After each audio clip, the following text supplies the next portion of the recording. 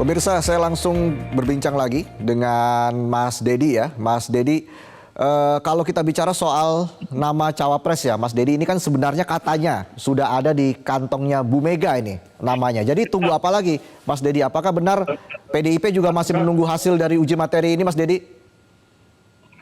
Nggak ada urusan dengan uji materi di MK ya. Bahwa sampai sekarang Ibu Mega belum memutuskan karena memang belum putus. Nama sudah ada di kantong, tetapi kan kita masih butuh pendalaman dan masih ada waktu. Jadi tidak ada urgensi bahwa hari ini harus diumumkan gitu, karena masa kampanye juga baru kapan gitu ya, pendaftaran kapan, masih cukup lama. Jadi masih ada cukup ruang bagi kita dan partai-partai pengusung untuk mendalami lebih jauh, memikirkan semua skenario yang dimungkinkan untuk kita mencapai tujuan kita memenangkan pemilu gitu Mas. Jadi nggak ada lah urusannya dengan MK-MKan. Karena soal MK ini kan udah dari kapan gitu muncul ya. Dan kita tidak pernah mengambil keputusan berdasarkan manuver orang lain. Tapi melalui keyakinan politik kita bahwa ini waktu dan orang yang tepat kira-kira gitu. Tapi nama cawapresnya ini sudah ada ya, Mas Dedi ya? Ini Mr. atau Mrs. X ini, Mas Dedi? Ya bisa Mister, bisa Mrs. Tunggu saja gitulah. Yang pasti sudah ada. Oke, karena kan nama yang langsung mencuat ini kan nama Ibu Khofifah, Mas Dedi. Anda melihat ini sosok yang terbaik sebagai pendamping Pak Ganjar begitu dibanding kandidat lainnya seperti Sandiaga Uno atau Mahfud MD, Mas Dedi? Ibu Khofifah itu sudah pengalaman tidak saja di DPR tapi juga di pemerintahan, sekarang di pemerintah daerah gitu ya. Juga menjadi pengurus Muslimat NU yang sudah cukup lama ngerti bagaimana harus bawa masyarakat Indonesia terutama yang basisnya NU. Jadi saya kira kalau nama beliau muncul dan digadang-gadang oleh banyak orang, saya kira itu hal yang lumrah dan baik-baik saja. Tapi apakah itu Ibu Khofifah? Sabar. Oke, kita tunggu ya nanti ya sebelum 19 Oktober. Saya ke Mas Habib kalau begitu. Mas Habib, nama Ibu Khofifah ini kan juga masuk ya dalam bursa ketua tim ses Pak Prabowo. Sejauh ini seperti apa komunikasi yang terjalin dan kenapa nama Ibu Khofifah yang muncul, Mas Habib? Ya, memang ada aspirasi dari kader-kader kami, terutama yang di Jawa Timur ya, kader Gerindra serta relawan-relawan di Jawa Timur mengusulkan Ibu Khofifah. Tentu kita tahu beliau salah satu wanita politisi paling sukses ya sepanjang sejarah reformasi ya, di samping Ibu Mega, Mbak Puan ya.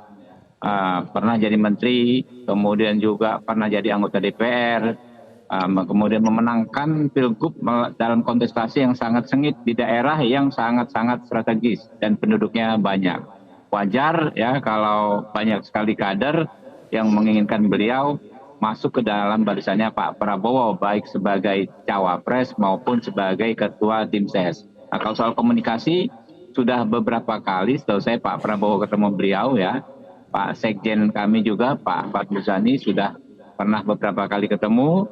Dan kalau kawan-kawan kami yang di Jawa Timur, itu sepertinya sering bertemu Ibu Khofifah. Jadi memang komunikasi terus terjaga. Tetapi, nah ini perlu kita garis bawahi bahwa penentuan cawapresnya Pak Prabowo akan ditentukan oleh Pak Prabowo bersama sahabat-sahabatnya dengan meminta pendapat sahabat-sahabatnya, yaitu para ketua umum partai-partai politik pendukung Pak Prabowo. Oke, jadi Mas Habib, ini saya coba tegaskan lagi ya. Jika ya Mas Habib uji materi batas minimum capres dikabulkan begitu ya, Gibran 100% akan jadi cawapres Pak Prabowo? Ya, makanya itu yang saya nggak bisa jawab. Bukan kapasitas saya menjawab. Dan walaupun mungkin saya tahu, saya pun tidak bisa menyampaikan di forum ini. Karena itu adalah domainnya Pak Prabowo yang akan menentukan. Jadi silakan proses di MK terus berjalan. Dan kami juga proses pendalaman, ya, proses pencermatan, proses musyawarah secara paralel terus berjalan di internal koalisi kami. Oke, baik.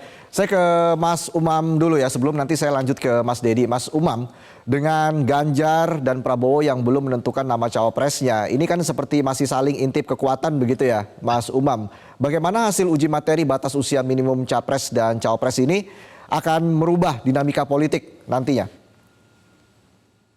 Ya, semuanya bergantung pada putusan. Kalau misal tadi disampaikan RPH atau rapat putusan hakim bisa dilakukan lebih cepat, tentu itu akan jauh lebih produktif sehingga bisa memberikan kepastian hukum kepada para aktor-aktor politik, aktor demokrasi dalam bermanuver, mengatur langkah, mengatur strategi, mana yang kemudian bisa dinegosiasikan, mana yang kemudian bisa ditolak. Nah, situasi ini yang kemudian memang diharapkan harusnya tidak terlalu lama putusan itu dikeluarkan. Nah, kalau misal memang memberikan ruang bagi hadirnya cawapres dengan batas usia minimal 35 tahun, maka besar kemungkinan ini akan menjadi sebuah pertimbangan serius, terutama di kubu Pak Prabowo, sebagai agenda untuk memastikan Golkar dan juga PAN tetap stay di dalam koalisi Indonesia Maju. Karena bagaimanapun juga kalau misal kemudian tidak diberikan ruang bagi figur yang bisa menjadi titik temu dari semua kepentingan, maka kemudian akan berpotensi terjadi friksi. Bisa saja misalnya Golkar kemudian berpikir ulang untuk keluar dari koalisi dan lain sebagainya. Nah, tetapi di saat yang sama, kalau misal kemudian tadi disebut nama Mbak Khofifah, dipertimbangkan oleh dua kubu, baik di PDIP maupun di Gerindra.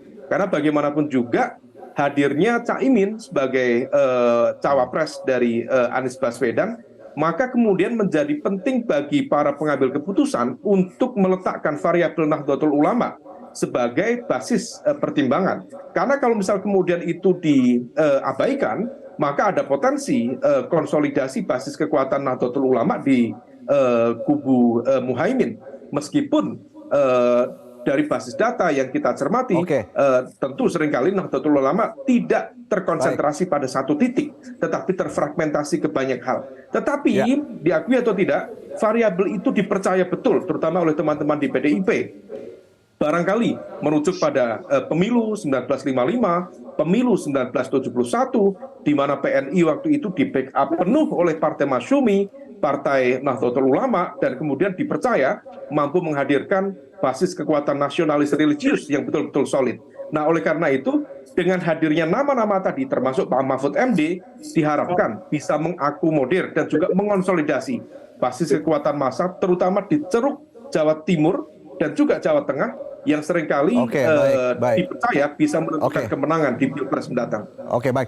Mas Dedi, singkat saja Mas Dedi, kemarin sudah ada pertemuan Pak Prabowo dan juga Ibu Megawati begitu ya Mas Dedi. Ini jangan-jangan masih ada niatan ini untuk menduetkan Ganjar dan Prabowo, Mas Dedi?